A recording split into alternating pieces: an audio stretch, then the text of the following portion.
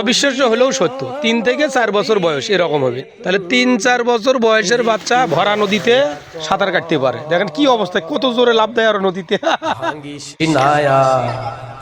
বাপের ভিটা বসত বাড়ি ঘর। প্রিয় বন্ধুরা, আসসালামু আলাইকুম ওয়া রাহমাতুল্লাহ। তো আপনারা অবশ্যই অবগত আছেন যে এখন গ্রাম অঞ্চলগুলোতেও বন্যা, পর্যাপ্ত পরিমাণে বন্যা, একদম বাড়ির উঠানে পানি। যে জন্য ভিডিও করা, এই যে গ্রাম অঞ্চলের বাচ্চাদের অভিজ্ঞতা বা প্রশিক্ষণ দেখেন কীরকম। এটা মনে করেন 2 বছরের বাচ্চা, 2 বছর 3 বছর এরকম বয়স হবে, তারাও কিন্তু মানে পানিতে সাঁতরাইতে পারে। এটা বিশাল একটা ব্যাপার। এটা কিন্তু আপনারা বিশ্বাস করবেন না, মানে বিশ্বাস করার কথাও না। আর শহরের বাচ্চারা, আমি তো মনে করি প্রত্যেকটা অভিভাবককে এই দায়িত্ব নেওয়া দরকার যে ছোট বাচ্চাদেরকে সাঁতার শেখানো।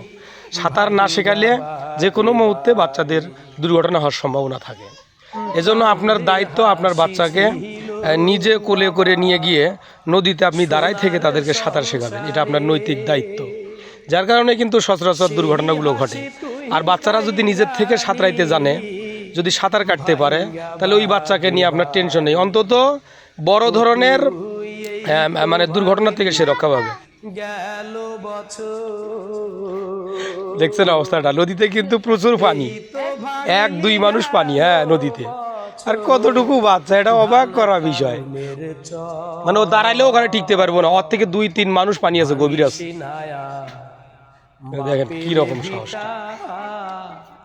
আমি এই ভিডিওগুলো তৈরি করার চেষ্টা করি যে আসলে ভিডিওগুলো তথ্যবহুল, গুরুত্বপূর্ণ। তো তারপরেও গুরুত্বপূর্ণ ভিডিওগুলো শেয়ার হয় না, এটা অনেকটা দুঃখ। কতটুক বাচ্চা, যদি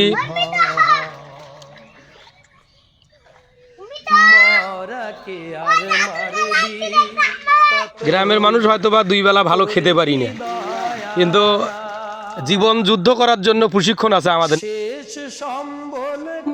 অবিশ্বাস্য হলেও সত্য, 3 থেকে 4 বছর বয়স এরকম হবে। তাহলে 3-4 বছর বয়সের বাচ্চা ভরা নদীতে সাঁতার কাটতে পারে। দেখেন কি অবস্থা, কত জোরে লাফ দেয় আর নদীতে। হ্যাঁ দেখছেন কত জোরে লাফ দিচ্ছে। আর নদী দেখেন কত বড় নদী। আপনারা তো মনে করবেন ছোট নদী, ছোট নদী না, নদী দেখেন কত বড়।